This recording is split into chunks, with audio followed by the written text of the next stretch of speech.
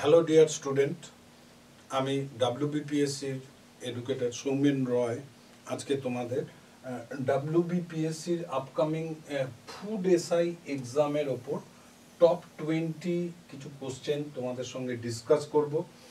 এখানে আমরা Indian history, যেটা ফুড এসআইয়ে আমাদের এনসেন্ট, মিডিয়েবল, মডার্ন টোটাল পিরিয়ডটা থেকেই প্রশ্ন আসে। তবে এনসেন্ট ইন্ডিয়ান এবং মিডিয়েবল ইন্ডিয়ার কোশ্চেনের সংখ্যা এখানে একটু বেশি দেখতে পাওয়া যায়। তার মানে এই নয় যে ন্যাশনাল মুভমেন্ট থেকে প্রশ্ন আসবে না। গোটাটা আমরা যদি স্ট্রাকচারাল মানে সিস্টেমে পড়াশোনা করি, তাহলে আমাদের কাছে যে প্রশ্নগুলো ফেস করতে হবে সেখান থেকে ইতিহাসে সব থেকে হাইয়েস্ট নাম্বার গেন করা যায়। আর এই গেন করার জন্যেই আমাদের যে প্র্যাকটিস সেশন রয়েছে, সেই প্র্যাকটিস সেশনের পাশাপাশি আমাদের ওয়ান শট ভিডিও রয়েছে। ওয়ান শট ভিডিওর পাশাপাশি আমাদের টপ 20ও একটা প্রচেষ্টা, যে প্রচেষ্টার মাধ্যমে তোমাদেরকে 100% অ্যাকিউরেসি বিল্ড আপের চেষ্টা করা হয়। তো আজকে আমি যেটা করব সেটা হচ্ছে ডাব্লিউবিপিএসসির আন্ডারে ফুড এসআই এক্সামের জন্য 20টা টপ এমসিকিউ আলোচনা করব। এখানে আমাদের প্রথমে যেটা রয়েছে সেটা হচ্ছে একদম প্রশ্ন প্রস্তর যুগের, মানে প্রস্তর যুগ মানে হচ্ছে তোমার স্টোন এজ ইংরেজিতে বলি। এই স্টোন এজে মানুষের প্রথম গৃহপালিত পশু ছিল কি? হাতি, হরিণ, ভেড়া, ঘোড়া। এক্ষেত্রে যেটা খেয়াল রাখতে হয়, প্রথম ডোমেস্টিকেট অ্যানিমেল ডগ, এটা তোমরা ভুল জানো তা নয়, কিন্তু দেখো ডগ কখনোই আমরা অ্যান্সার নেব না, কারণ পিএসসি অ্যান্সারটা নেয় ভেড়া। এই কারণে নেয়, এটা হচ্ছে ফার্স্ট কমার্শিয়াল ডোমেস্টিক অ্যানিমেল, সেই জন্যে এটা আমাদের অ্যান্সারটা হয়। তো এই কারণে ভেড়াটাকে বা শিপটাকে তোমাকে খেয়াল রাখতে হবে যে এটা হচ্ছে ফার্স্ট ডোমেস্টিকেট কমার্শিয়াল অ্যানিমেল। কিন্তু প্রশ্নটা করে যে ফার্স্ট ডোমেস্টিকেট অ্যানিমেল স্টোন এজে যদি আমরা দেখি, তাহলে সেটা হচ্ছে ভেড়া। এক্ষেত্রে আমরা খেয়াল রাখবো পিকচারাইজেশনের মাধ্যমে যে অ্যানিমেল পিকচারটা আমরা ভীমবেদকায় প্রথম দেখেছি, সেটা হচ্ছে এলিফ্যান্ট। এটা অবশ্যই খেয়াল রাখতে হবে। আর ইন জেনারেল আমরা ইন্দাস ভ্যালি সিভিলাইজেশনে ঘোড়ার ব্যবহারটা পাবো না, কিন্তু ঘোড়ার এক্সিস্টেন্স পাবো। তার কারণ আগে 4 পা পরে 2 পা, তার মানে ঘোড়ার এক্সিস্টেন্স ছিল, ইউটিলাইজেশন ছিল না। ওখানকার লোকেরা, ইন্দাস ভ্যালি সিভিলাইজেশনের লোকেরা ঘোড়ার ব্যবহার জানতো না। এটা একটু খেয়াল রাখবে, তাহলে এখান থেকে যা প্রশ্ন দেবে তুমি অ্যান্সার করতে পারবে। নেক্সট যেটা রয়েছে সেটা হচ্ছে যে 2 নম্বর প্রশ্ন আমরা যদি দেখি, তাহলে দেখব যে পাটলিপুত্রে চন্দ্রগুপ্ত মৌর্যের প্রাসাদটি মূলত নির্মিত হয়েছিল। ইন জেনারেল মৌর্য পিরিয়ডটা ইন্দাস ভ্যালি সিভিলাইজেশন, আরিয়ান সিভিলাইজেশনের পর development of Magadha, second urbanization হবে। সেকেন্ড আরবানাইজেশনের পর মগধে যখন ডাইনাস্টি ডেভেলপড হবে, তখন হর্ষঙ্ক, শিশুনাগ, নন্দ, তারপরে মৌর্য রাজবংশটা আমরা দেখতে পাবো। এই মৌর্য রাজবংশটা যখন দেখব, তখন ওর পাটলিপুত্রের প্রাসাদটা কাঠের দ্বারা নির্মিত। এটা যে বলছে সে হচ্ছে মেগাস্থেনিস। মেগাস্থেনিসের ইন্ডিকা গ্রন্থে আমরা এই ইনফরমেশনটা পাই, তাই এখানে অ্যান্সার হয়ে যাবে কাঠ বা উড। এটা একটা গুরুত্বপূর্ণ প্রশ্ন। নেক্সট দেখো, এইটাও একটা ইম্পর্টেন্ট প্রশ্ন, যে প্রশ্নটা হচ্ছে বৈদিক সময়কাল থেকে উত্তরণ চিহ্নিত করো। উত্তরণ বলতে ট্রানজিশন মুভমেন্টটাকে খেয়াল রাখতে হবে। তার কারণ কি? নিওলিথিক মানে হচ্ছে একটা নব্যপ্রস্তর যুগ। এখান থেকে চ্যালকোলিথিক পিরিয়ডে যাচ্ছে। চ্যালকোলিথিক মানে হচ্ছে তাম্রপ্রস্তর যুগ। এটা একটা যুগ থেকে আরেকটা যুগে ট্রান্সফার হচ্ছে, একটা হিউজ ডিফারেন্স। 2 নম্বর হচ্ছে চ্যালকোলিথিক থেকে লৌহ। চ্যালকোলিথিকে যদি ম্যাচিওর আইভিসি হয়, লৌহ যুগে আরিয়ান সিভিলাইজেশন, এবং লৌহ যুগে সেকেন্ড আরবানাইজেশনটার আগে এবং ল্যাটার বৈদিক পিরিয়ড যখন স্টার্ট হচ্ছে, তখন লৌহ যুগ হচ্ছে। তার মানে এখানেও গ্যাপটা একটা বিশাল রয়েছে। তার মানে 3 নম্বরে লৌহ যুগ থেকে মধ্যযুগ। লৌহ যুগ যদি আরিয়ানস দেখি, মধ্যযুগে আমরা দেখব মুসলিমদের আক্রমণ বা মুসলিমদের আধিপত্য। তো এখান থেকে একটা হিউজ ডিফারেন্স রয়েছে। ট্রানজিশন মানে কাছাকাছি যে সম্পর্কটা, সেটা নেব। এর ফলে দেখো আর্যদের ফলে বৈদিক সময়কালে যদি কোনো উত্তরণ হয়ে থাকে তাহলে সেটা প্রাগৈতিহাসিক থেকে ঐতিহাসিক পিরিয়ডে যাচ্ছে, অর্থাৎ লিখিত উপাদান আমরা আর্যদের পিরিয়ডে সব থেকে বেশি পাবো।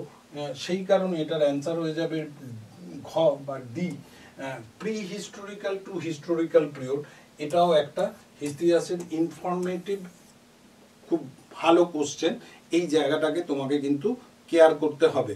নেক্সট আমরা যেটা দেখব সেটা হচ্ছে এই প্রশ্নটা, যে গুপ্ত রাজাদের মধ্যে সর্বপ্রথম রৌপ্য মুদ্রার প্রচলন করেন কে? মনে রাখবে ভারতবর্ষে প্রথম মুদ্রার ইনফরমেশন আমরা ইন্দাস ভ্যালি সিভিলাইজেশনও পেয়েছি, যেখানকার মুদ্রার স্পেসিফিক নাম হচ্ছে পাঞ্চমার্ক। আজ আর্য যুগেও আমরা মুদ্রা পেয়েছি, মনা এবং নিষ্কো। তার পরবর্তীকালে আমরা প্রপার ওভাল শেপ যে কয়েনটা সেটা প্রথম আমরা দেখলাম গ্রিকদের হাত ধরে, ব্যাকটেরিয়ান গ্রিক। তারপরে কুষাণরা নিয়ে এলো পিওর গোল্ডেন কারেন্সি, গুপ্তরা নিয়ে এলো ম্যাক্সিমাম গোল্ডেন কারেন্সি।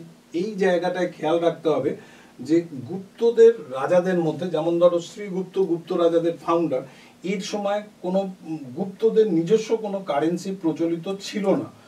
প্রথম চন্দ্রগুপ্ত গুপ্ত কারেন্সিটাকে ইন্ট্রোডিউস করছে, কিন্তু সেখানে গোল্ডেন কারেন্সির সঙ্গে অন্য মেটালের কারেন্সি থাকলেও রূপোর মুদ্রা থাকবে না, কারণ এখানে বলেছে রৌপ্য মুদ্রার প্রচলনটা সর্বপ্রথম গুপ্ত রুলারদের মধ্যে কে করেছে।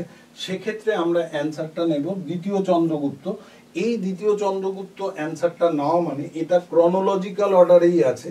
তার মানে কি, প্রথম চন্দ্রগুপ্ত এবং সমুদ্রগুপ্ত এদের পিরিয়ডে কারেন্সি থাকবে, কিন্তু কখনোই সিলভার কারেন্সি থাকবে না। চন্দ্রগুপ্তর আগে শ্রীগুপ্ত বা ঘটোৎকচ গুপ্তের সময় কারেন্সি থাকবে না। তার মানে কারেন্সি সিস্টেমটা ইন্ট্রোডিউস করছেন প্রথম চন্দ্রগুপ্ত, এটা রাইট। কিন্তু তিনি কারেন্সি ইন্ট্রোডিউস করলেও রৌপ্য মুদ্রার প্রচলনটা করছেন দ্বিতীয় চন্দ্রগুপ্ত। এই কারণে এই প্রশ্নের উত্তর হয়ে যাবে D. D is the correct answer. Next আমরা যেটা দেখব সেটা হচ্ছে এটা, যে হিন্দু প্যাট্রিয়টের সম্পাদক যিনি নীল বিদ্রোহকে জোরালোভাবে সমর্থন করেছিলেন তিনি ছিলেন কে? নীল বিদ্রোহ যদি আমরা দেখি তাহলে আমরা এটা ধরবো 1859 স্টার্ট, 60 এন্ড। বিশ্বাস বাদার, দিগম্বর বিশ্বাস এবং বিষ্ণুচরণ বিশ্বাস এই বিদ্রোহের সঙ্গে যুক্ত।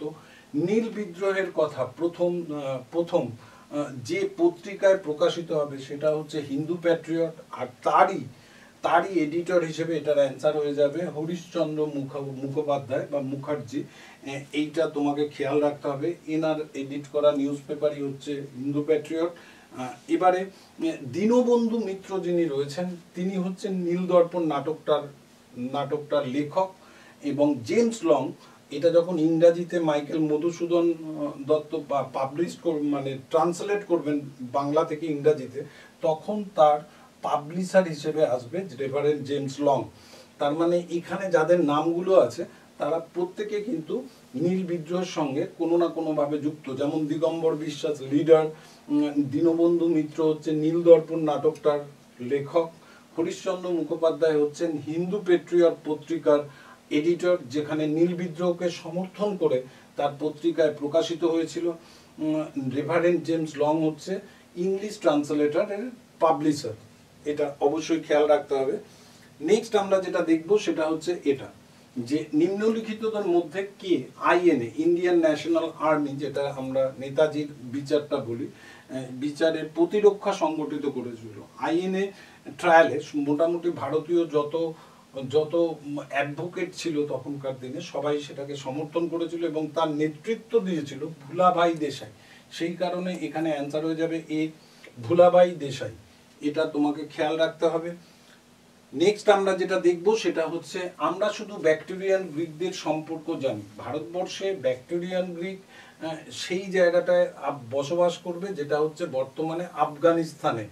এই ব্যাকটেরিয়ান গ্রিকরাই ভারতে তাদের ইতিহাস আমরা যে জায়গা থেকে জানতে পারি সেটা হচ্ছে মুদ্রা।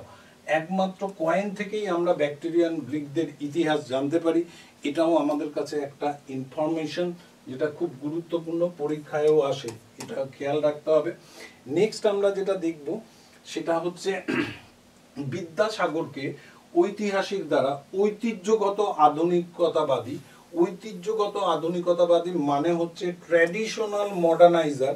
এই ট্র্যাডিশনাল মডার্নাইজার হিসেবে ওনাকে যে উল্লেখ করছেন সেটাই হচ্ছে ঈশ্বরচন্দ্র বিদ্যাসাগরের বায়োগ্রাফি। এই বায়োগ্রাফিটা লিখেছেন অমলেশ ত্রিপাঠী। তাই অমলেশ ত্রিপাঠী ঈশ্বরচন্দ্র বিদ্যাসাগরকে ঐতিহ্যগত আধুনিকতাবাদী বা ট্র্যাডিশনাল মডার্নাইজার বলে উল্লেখ করছেন। এটা তোমাকে খেয়াল রাখতে হবে। নেক্সট যেটা দেখব, ভারত ছাড়ো কর্মসূচির জন্য গ্রেপ্তার হওয়ার পর গান্ধীজিকে কোথায় আটক করা হয়েছিল। ভারত ছাড়ো আন্দোলন যদি তুমি দেখো তাহলে 1942 থেকে 44 পর্যন্ত এই পিরিয়ডটাকে আমরা ভারত ছাড়ো আন্দোলনের মধ্যে ফেলবো। কিন্তু প্রথমে 1942 সালে যখন ভারত ছাড়ো আন্দোলন গ্রহণ করা হয় সেই দিনই রাত্রিবেলায় গান্ধীজিকে হাউস অ্যারেস্ট করে রাখা হয়। গান্ধীজিকে হাউস অ্যারেস্ট করে যেখানে রাখা হয় সেটা হচ্ছে আগা খান প্যালেস। সেটা হচ্ছে আগা খান প্যালেস। এই আগা খান প্যালেসে গান্ধীজিকে হাউস অ্যারেস্ট করে রাখা হয়। এটা জেল নয়, এটা হচ্ছে Aga Khan palace. House arrest করে রাখা হয় এবং গান্ধীজিকে গ্রেপ্তার করে যে জেলে রাখা হয়েছিল সেটা হচ্ছে ইয়ারবাদা জেল, সেটাও অন্য সময় রাখা হয়েছিল। নেক্সট যেটা খেয়াল রাখতে হবে সেটা হচ্ছে নিচের কোনটি 1857 বিদ্রোহের সবচেয়ে গুরুত্বপূর্ণ দুর্বলতা ছিল। মানে 1857-কে আমরা ভারতের প্রথম স্বাধীনতা সংগ্রাম হিসেবে উল্লেখ করি। তো এই স্বাধীনতা সংগ্রামে ভারতীয়দের মধ্যে পরাজয়ের কারণ যদি বলো তাহলে সেখানে কিন্তু সবসময় মনে রাখবে নেতাদের মধ্যে ল্যাক অফ ইউনিটি ছিল। ল্যাক অফ ইউনিটি মানে তাদের মধ্যে ঐক্যের অভাব অবশ্যই ছিল, এবং তার সঙ্গে যে মনে রাখতে হবে বিদ্রোহী সিপাহীদের মধ্যে শৃঙ্খলার অভাব ছিল। অ্যান্সার হ্যাঁ। বিদ্রোহীদের মধ্যে সমন্বয় ঐক্যের অভাব ছিল, এটাও কারণ। উপরোক্ত আধুনিক অস্ত্রের অভাব, এটাও কারণ। ল্যাক অফ মডার্ন উইপেন্স, এটাও ছিল। তাই এটার অ্যান্সার নেব উপরের সবকটি।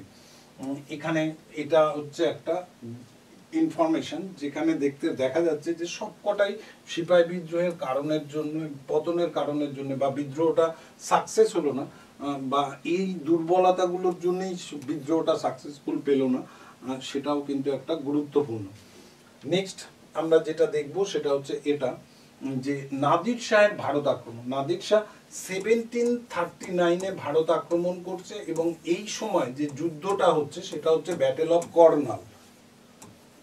এই ব্যাটেল অফ কর্নালে নাদির শাহ মোহাম্মদ শাহকে পরাজিত করবে, সেই কারণে এটার অ্যান্সার হয়ে যাবে ডি, মোহাম্মদ শাহ। এর ফলে ভারত থেকে ময়ূর সিংহাসন এবং যেটাকে আমরা পিকক থ্রোন বলি, সেই পিকক থ্রোনের অ্যাপেক্স পয়েন্টে যেটা রয়েছে সেটা হচ্ছে কোহিনুর ডায়মন্ড, নাদির শাহ ভারত থেকে ইরানে নিয়ে চলে যাবে। এটাও আমাদের কাছে মনে রাখতে হবে যে 1739-এই লাস্ট ময়ূর সিংহাসনে যিনি বসছেন তিনি হচ্ছেন মোহাম্মদ শাহ। আর মোহাম্মদ শাহের পরে কেউ ময়ূর সিংহাসনে বসবে না, আর প্রথম বসবে শাহজাহান নিজে। এবারে প্রশ্নটা করেছে নিম্নলিখিত গভর্নর জেনারেলদের মধ্যে কে টিপু সুলতানের বিরুদ্ধে ট্রিপল অ্যালায়েন্স গঠন করেছিলেন। এক্ষেত্রে আমরা খেয়াল রাখবো যে যুদ্ধগুলো হচ্ছে সেই যুদ্ধগুলোর সময় যখন বাবা ছিল তখন মাইসোর, হায়দ্রাবাদ এবং মারাঠার মধ্যে একটা ট্রিপল অ্যালায়েন্স তৈরি হয়েছিল। যখন পুত্র আসছে টিপু সুলতান, তিনি ট্রিপল অ্যালায়েন্স করছেন ভারতীয়দের নিয়ে নয়, বিদেশিদের নিয়ে, ইন্ডিয়া, আফগানিস্তান এবং ফ্রান্সের সঙ্গে। তাই টিপু সুলতানের বিরুদ্ধে অপর দিকে যিনি লড়াই করছেন, টিপু সুলতানকে প্রথম যিনি পরাজিত করছেন তিনি হচ্ছেন লর্ড কর্নওয়ালিস। ইনি হায়দ্রাবাদ এবং নিজামের সঙ্গে ব্রিটিশদের একটা ট্রিপল অ্যালায়েন্স করলো, ব্রিটিশ, হায়দ্রাবাদ, নিজাম। এবং সেই কারণেই এই যুদ্ধতে আমরা যদি দেখি থার্ড অ্যাংলো মাইসোর ওয়ার, সেই অ্যাংলো মাইসোর ওয়ারে কর্নওয়ালিস টিপু সুলতানকে পরাজিত করছে ফাইনালি। এটাও আমাদের কাছে ইম্পর্টেন্ট একটা প্রশ্ন, তাই এটাকেও আমাদেরকে খেয়াল রাখতে হবে। নেক্সট আমরা যেটা দেখব সেটা হচ্ছে নিম্নলিখিত চীনা পর্যটকদের মধ্যে কে কুমার ভাস্কর বর্মার রাজ্যে গেছিলেন। এই কুমার ভাস্কর বর্মা হচ্ছে হর্ষবর্ধন, তারপরে হচ্ছে আমাদের শশাঙ্ক, এদের সমসাময়িক। তাই হর্ষবর্ধনের সময় যে আসবে এটা মনে রাখার জন্য H = H, এইটা যদি আমি খেয়াল রাখি তাহলেই আমি অ্যান্সারটা করতে পারবো। হর্ষবর্ধনের পিরিয়ডে যিনি আসছেন তিনি হচ্ছেন হিউয়েনসাং। তাহলে যে চীনা পর্যটকের মধ্যে থেকে আমরা কুমার ভাস্কর বর্মন কথা জানতে পারবো তিনি হচ্ছেন হিউয়েনসাং। এটা অবশ্যই খেয়াল রাখতে হবে, হিউয়েনসাং এর পিরিয়ড থেকেই আমরা হর্ষবর্ধনের পিরিয়ড জানতে পারি। নেক্সট যেটা দেখব সেটা হচ্ছে মুজাফফরপুর বোমা মামলার প্রধান আসামি। এই মুজাফফরপুর বোমা মামলায় যিনি অভিযুক্ত প্রথম তিনি হচ্ছেন প্রফুল্ল চাকি এবং ক্ষুদিরাম বোস। কিংসফোর্ড সাহেবকে হত্যা করতে যাবে বিহারের মুজাফফরপুর, তাই মুজাফফরপুর সেন্ট্রাল জেলেই যার ফাঁসি হবে সে হচ্ছে ক্ষুদিরাম বোস। এবারে আমাদেরকে খেয়াল রাখতে হয় এই মুজাফফরপুর মার্ডার কেসে যিনি মারা যাবেন প্রথম তিনি হচ্ছেন প্রফুল্ল চাকি, তারপরে যার ফাঁসি হবে সেটা হচ্ছে ক্ষুদিরাম। আর এই মুজাফফরপুর বোমটা যেখানে ফেলা হয়েছিল সেটা মুজাফফরপুরেই ফেলা হয়েছিল এবং এই বোমটা তৈরি হয়েছিল আমাদের কলকাতায় এবং বিচারটা হয়েছিল আলিপুরে। সেই কারণে এই মার্ডার কেসটাই পরবর্তীকালে আলিপুর কনস্পিরেসি কেস নামে পরিচিত হবে। এই বিষয়টা তোমাকে কিন্তু খেয়াল রাখতে হবে, এইটা আমাদের পরীক্ষায় আসে। এবং আলিপুর বোম মামলায় অভিযুক্ত হয়ে যাবে অরবিন্দ ঘোষ, সেটাও একটু খেয়াল রেখো। নেক্সট আমাদের যেটা ইম্পর্টেন্ট, নিচের মধ্যে কে কনিষ্কের সমসাময়িক ছিলেন না? কনিষ্কের সমসাময়িক যিনি ছিলেন না তিনি কে? অপশন রয়েছে দেখো, অশ্ব ঘোষ, বসুমিত্র, বেতাল ভট্ট, নাগার্জুন। তার মানে কনিষ্কের কন্টেম্পোরারি স্কলার যারা আছে তাদেরকে একটু খেয়াল রাখতে হবে। আমরা এখানে অ্যান্সারটা নেব বেতাল ভট্ট, কারণ ইনি চন্দ্রগুপ্ত টু এর নবরত্নের একজন, তাই C is the correct answer, Betal Bhatta. এর মানে কনক্লুশন হয়ে গেল অশ্ব ঘোষ, বসুমিত্র, নাগার্জুন এরা তিনজন সমুদ্রগুপ্ত কনিষ্কের সমসাময়িক, এটা আমাদেরকে খেয়াল রাখতে হবে। নেক্সট আমরা যেটা দেখব, নিম্নলিখিত কোন রাজার আমলে প্রথম বৌদ্ধ পরিষদ বা প্রথম বৌদ্ধ সম্মেলন হয়েছিল? প্রথম বৌদ্ধ সম্মেলন যখন হচ্ছে তখন গৌতম বুদ্ধের মৃত্যুর 20 বছর পর, জন্মের 100 বছর পর। এর ফলে গৌতম বুদ্ধের সঙ্গে যারা সমসাময়িক তারা প্রথম বৌদ্ধ পরিষদে থাকতে পারে, পরবর্তীতে আর থাকবে না, কারণ গৌতম বুদ্ধের মৃত্যুর 200 বছর মানে 120 বছর পর আর জন্মের 200 বছর পর দ্বিতীয় বৌদ্ধ সম্মেলনটা হচ্ছে। তাহলে প্রথম সম্মেলন এটা পরপর ক্রনোলজিক্যাল অর্ডারেই আছে। প্রথমটা হয়েছিল অজাতশত্রু, দ্বিতীয়টা কালাশোক, তৃতীয়টা অশোক, 4 নম্বরটা কনিষ্ক। তার মানে এই কালাশোক, অশোক এবং কনিষ্ক কখনোই গৌতম বুদ্ধের সমসাময়িক হবে না। যদি সমসাময়িক হয় তাহলে অজাতশত্রু হতে পারে, কারণ এনার সময় প্রথম বৌদ্ধ সম্মেলন হয়েছে। এই কারণে এই প্রশ্নটা খুব গুরুত্বপূর্ণ, এখান থেকে নানা রকম ভাবে প্রশ্ন আসে, সেটা একটু দেখে যাবে। এবারে দেখো এই যে প্রশ্নটা করেছে, নিচের কোন জাতিগত গোষ্ঠীর অন্তর্ভুক্ত তোরমান? তোরমান, মিহিরগুল, অ্যাটিলা এরা হচ্ছে হুন। এবারে এই হুনটা কখন আসছে আমরা দেখি এমকেজি, মৌর্য, কুষাণ, গুপ্ত। এবারে মৌর্য কুষাণের পিরিয়ডে আসছে জিএসকে, গ্রিক, শক, কুষাণ, এটা আমরা সবাই জানি। এবারে হুনরা আসছে গুপ্ত পিরিয়ডে, এইটাও তোমাকে খেয়াল রাখতে হবে। হুনরা যার সময় আসছে তারা হচ্ছে গুপ্ত পিরিয়ডে। আর এই তোরমানা যিনি রয়েছেন তিনি একজন হুন নেতা। এই হুন নেতা 3 জনের নাম খেয়াল রাখতে হবে, অ্যাটিলা, তেরমান, মিহিরগুল। এই 3 জনের নাম অবশ্যই তোমাকে খেয়াল রাখতে হবে। আর হুনরা প্রথম যখন আক্রমণ করছে তখন সেটা হচ্ছে গুপ্ত পিরিয়ড, এটাও তোমাকে কনসিস্টেন্টলি কেয়ার করতে হবে। নেক্সট আমরা যেটা দেখব সেটা হচ্ছে এই প্রশ্নটা, যে কোন গুপ্ত সম্রাট একজন বিশেষজ্ঞ বীণা বাদক ছিলেন? এই যে বীণা বাজাচ্ছে সেটাও আমরা তার মুদ্রা থেকে জানতে পারি। এই প্রশ্নটার উত্তর অবশ্যই হবে সমুদ্রগুপ্ত। তার মানে সমুদ্রগুপ্তর সময় কয়েন থাকছে কিন্তু রৌপ্য মুদ্রা থাকবে না, সিলভার কয়েন থাকবে না, এটা অবশ্যই খেয়াল রাখতে হবে। এটা আমাদের অ্যান্সার হয়ে যাবে B, B is the correct answer. Next আমরা যেটা দেখব সেটা হচ্ছে এটা, নিম্নলিখিতগুলির মধ্যে কোন স্থানে চন্দ্রগুপ্ত মৌর্য তার শেষ দিনগুলো কাটিয়েছে? চন্দ্রগুপ্ত মৌর্য মানে মৌর্য রুলার, এটা তোমাকে খেয়াল রাখতে হবে। আর এই চন্দ্রগুপ্ত মৌর্য, মৌর্য ডাইনাস্টির ফাউন্ডার, ইনি এন্ড অফ দ্য লাইফে জৈন ধর্ম গ্রহণ করছেন। জৈন ধর্ম গ্রহণ করে তিনি অনশনের মাধ্যমে তার জীবনের শেষ দিনগুলো যেখানে কাটিয়েছেন সেটাই হচ্ছে মাইসুরের শ্রাবণ বেলগোলা। এই শ্রাবণ বেলগোলাতেই তিনি তার শেষ দিনগুলো কাটাবেন, এই জন্য অ্যান্সারটা হয়ে যাবে সি। নেক্সট আমরা যেটা দেখবো সেটা হচ্ছে এটা, যে হর্ষবর্ধনের জীবনী কে লিখেছেন, হর্ষবর্ধনের বায়োগ্রাফি। এটা হর্ষবর্ধনের বায়োগ্রাফি যেটা, সেটা হচ্ছে হর্ষচরিত। হর্ষচরিত যে লিখবে সে হচ্ছে হর্ষবর্ধনের কোট পোয়েট বাণভট্ট। বাণভট্টের লেখা হর্ষচরিত। এটা যে যদি অটোবায়োগ্রাফি হতো তাহলে হর্ষ নিজেই লিখতো, এটা অটোবায়োগ্রাফি নয়, বায়োগ্রাফি, তাই এটা লিখেছে বাণভট্ট, এটা খেয়াল রাখতে হবে। কলহনের লেখা রাজতরঙ্গিনী, কালিদাস চন্দ্রগুপ্ত টু এর সমসাময়িক, মালবিকাগ্নিমিত্র ও মালবিকাগ্নিমিত্রম, অভিজ্ঞান শকুন্তলম, এই বইগুলো মহাকবি কালিদাসের লেখা, এটাও তোমাকে খেয়াল রাখতে হবে। এরপরে দেখো আমরা যেটা আলোচনা করলাম সেখানে আমরা দেখলাম আমাদের সামনে রয়েছে বিশ্বাস দিবস। এই বিশ্বাস দিবসে আমরা কতগুলো জিনিস দেখে নেব। সেটা হচ্ছে WBPSCর যে ব্যাচগুলো আসছে, এই ব্যাচগুলো ছাত্রদের কথা মাথায় রেখে আমাদের WBPSC ওয়ালা তোমাদের কাছে অনেকগুলো ব্যাচের অফার নিয়ে এসছে।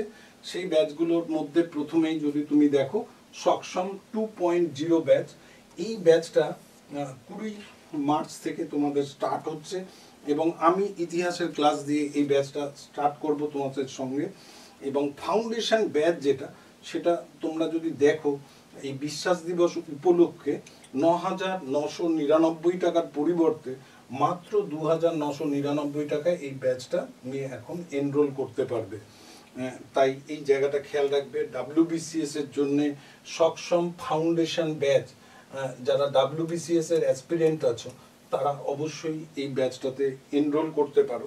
এই ফাউন্ডেশন ব্যাচেও কিন্তু শুধু ফাউন্ডেশন নয়, বেসিক টু অ্যাডভান্স পড়ানো হবে। প্রথমে ফাউন্ডেশন, তারপরে মেনের দিকে যাবে। মেনের ক্লাসগুলো একই সঙ্গে পাবে, একই সাবস্ক্রিপশনের সঙ্গে পাবে। এটা একটা তোমাদের অন্যতম প্রিয় ব্যাচ। নেক্সট আমরা যেটা দেখব WBP কনস্টেবল প্রিলিমস ওরিয়েন্টেড যে ব্যাচটা আসছে সেটা হচ্ছে অঙ্গীকার ব্যাচ। এই অঙ্গীকার ব্যাচ যারা WBPর আন্ডারে কনস্টেবল প্রিলিম ক্যান্ডিডেট আছো তারা 1,399 টাকার পরিবর্তে 799 টাকায় এই ব্যাচটা তুমি এনরোল করতে পারবে। এই ব্যাচটা WBP কনস্টেবল পরীক্ষার জন্য তোমরা এই ব্যাচটা এনরোল করতে পারো। এখানে যেটা আছে সেটা হচ্ছে কলকাতা পুলিশ কনস্টেবলের যে সিট বেরিয়েছে, তোমরা জানো এর যে পোস্ট যেটা রয়েছে সেইটা প্রায় 3,500-এর ওপরে, 3,734টা সিট রয়েছে। এবং এই সিটের রেসপেক্টে তোমরা যদি এখন ঠিকঠাক পড়াশোনা করো তাহলে ডেফিনেটলি এই যে সিট রয়েছে এই সিটের রেসপেক্টে তোমরা কিন্তু প্রত্যেকে চেষ্টা করলে এই জবটা কিন্তু নিজের নামে লেখাতে পারো। তো তার জন্য আমাদের যে ব্যাচ রয়েছে সেই ব্যাচটা অঙ্গীকার, এবং অঙ্গীকারের সঙ্গে পাশাপাশি তোমরা যারা লেডি কনস্টেবল আছো বা কনস্টেবলের পরীক্ষা দেবে তারা কিন্তু অঙ্গীকার ব্যাচটা এনরোল করতে পারো। এরপরে হচ্ছে উদ্যম 2.0। এই 2.0 ব্যাচটা 1,399 টাকার পরিবর্তে 799 টাকায় তোমরা এনরোল করতে পারবে। এবং এখানে যেটা ইম্পর্টেন্ট সেটা হচ্ছে যে উদ্যম 2.0 ব্যাচে তোমরা PSC ক্লার্কশিপ ক্যান্ডিডেট যারা রয়েছে তারা এই ব্যাচটাতে এনরোল করতে পারো। PSC ক্লার্কশিপে তোমাদের এই ব্যাচটা তোমাদের খুব সাহায্য করবে। এরপরে যেটা রয়েছে সেটা হচ্ছে WBPSC KPSI mains batch. KPSI Calcutta police sub ইন্সপেক্টরের ব্যাচ যেটা, সেই জন্য এই ব্যাচটার নাম হচ্ছে প্রধান। এই প্রধান ব্যাচে KPSI মেন অ্যাসপিরেন্ট যারা আছো, ক্যালকাটা পুলিশ SI পরীক্ষার জন্য যারা মেনের অ্যাসপিরেন্ট আছো তারা 1,299 টাকার পরিবর্তে 699 টাকায় এই প্রধান ব্যাচটায় এনরোল করতে পারো। বিশ্বাস দিবস উপলক্ষে এই অফারগুলো তোমাদের কাছে চলছে। এরপরে WBPSC মেইন ব্যাচ যারা 2023 WBPSCর BCS এর জন্য যারা পরীক্ষা দিচ্ছ, WBCS মেইনের প্রিপারেশনটাও তোমরা এখানে পাবে। এটা 2,499 টাকার পরিবর্তে 899 টাকায় WBCS মেনের প্রিপারেশনটা পাবে। এখানে তোমাদের যে প্রিপারেশনটা মেনের জন্য, সেই প্রিপারেশনটা এই ব্যাচটাতে তোমরা অবশ্যই পাবে। এরপরে রয়েছে WBPSC অপরাজিত। অপরাজিত ব্যাচটা যেটা হচ্ছে মহাপ্যাক, এই মহাপ্যাকে ওয়ান ইয়ার বা ওয়ান ডে এক্সামে 1 ইয়ার ভ্যালিডিটি রয়েছে, এবং ওয়ান ডে এক্সাম হিসেবে যেগুলো আছে সেগুলো সব একসঙ্গে পাবে, যেমন ক্যালকাটা পুলিশ, কনস্টেবল SI, তারপরে হচ্ছে মিসলেনিয়াস ক্লার্কশিপ, এগুলো সব একসঙ্গেই পাবে। তবে এখানে কিন্তু WBCS কে ইনক্লুড করবে না। অপরাজিত ব্যাচ নিলে কখনোই তুমি WBCS এর ফাউন্ডেশনের যে ব্যাচটা আছে তার এনরোল পাবে না। ওয়ান ডে এক্সামগুলোর এনরোল করতে পারবে, এবং সবকটাই তোমরা পাবে 1 ইয়ার ভ্যালিডিটির মধ্যে। এখানে যেটা ইম্পর্টেন্ট সেটা হচ্ছে যে এটাও বিশ্বাস দিবস উপলক্ষে 2499 টাকার পরিবর্তে 999 টাকায় তুমি এনরোল করতে পারছো। এই ব্যাচগুলির যেটা বৈশিষ্ট্য সেটা হচ্ছে পশ্চিমবঙ্গের সেরা শিক্ষকদের গাইডেন্স তোমরা এখানে পাবে। এর সঙ্গে সঙ্গে তোমরা যখনই অ্যাপে ক্লাস করবে সেই অ্যাপে ক্লাস নোটস পাবে, এবং ডাউট ইঞ্জিনের মাধ্যমে তোমাদের যদি কোনো ডাউট থাকে সেই ডাউট ইঞ্জিনের মাধ্যমে তোমরা ওখানে তোমাদের ডাউটগুলো রেজ করবে। সংশ্লিষ্ট টিচার এর মাধ্যমে তোমাদেরকে এই ডাউট ইঞ্জিনে অ্যান্সার প্রোভাইড করে দেওয়া হবে। PYQ ডিসকাশনও আমাদের এখানে হবে। এই PYQ মানে হচ্ছে প্রিভিয়াস ইয়ার কোশ্চেন, সেই জিনিসগুলো তোমরা এখানে পাবে প্রত্যেকটা ব্যাচে। এবারে যেটা আছে, এছাড়াও থাকছে মক টেস্ট সিরিজ। আমরা আস্তে আস্তে যেহেতু উন্নততর জায়গায় যাচ্ছি, শুরুতে আমরা যেরকম স্টার্ট করেছি সেই জায়গাটা থেকে এখন ডেভেলপডের জায়গায় যেখানে যাচ্ছি, সেটা এই মক টেস্ট সিরিজও আমাদের মধ্যে আসছে, যা অ্যাকচুয়াল এক্সামের আগে ব্যাচের মাধ্যমে ইনক্লুড করে দেওয়া হয়েছে। যে পরীক্ষা থাকবে সেই পরীক্ষা ওরিয়েন্টেড ব্যাচগুলো সবাই এই মক এক্সামে দিতে পারবে। মক এক্সাম সিরিজ তোমাদের এখানে আসতে চলেছে। এরপরে রয়েছে daily practice paper and subject wise test. আমরা যখনই এটা শুধুমাত্র ফাউন্ডেশন ব্যাচের জন্য, ফাউন্ডেশন ব্যাচের মানে DPP বলা হয় এটা, ডেইলি প্র্যাকটিস পেপার। অর্থাৎ ধরো আজকে আমি একটা টপিকস পড়ালাম, সেই টপিকসটার উপরেই তোমার একটা ডেইলি প্র্যাকটিস পেপার পাবে। এটা শুধুমাত্র ফাউন্ডেশন ব্যাচের জন্য, অন্য কোনো ব্যাচে এই DPP নেই। DPPটা শুধুমাত্র ফাউন্ডেশন ব্যাচের জন্য, এটা খেয়াল রাখবে। এবং ডেফিনেটলি বিশ্বাস দিবস উপলক্ষে তোমাদের বিশ্বাস অর্জনের মাধ্যমে WBPSC এগিয়ে যেতে চায়। তো তুমি যেখানেই পড়াশোনা করো, আমাদের এখান থেকে ডেফিনেটলি সাকসেস আসবে। আর এই সাকসেস এনে দেওয়ার জন্য আমরা প্রত্যেকে দায়বদ্ধ এবং বদ্ধপরিকর। Thank you very much. আশা করি তোমাদের সঙ্গে ক্লাসে দেখা হবে। Thank you very much.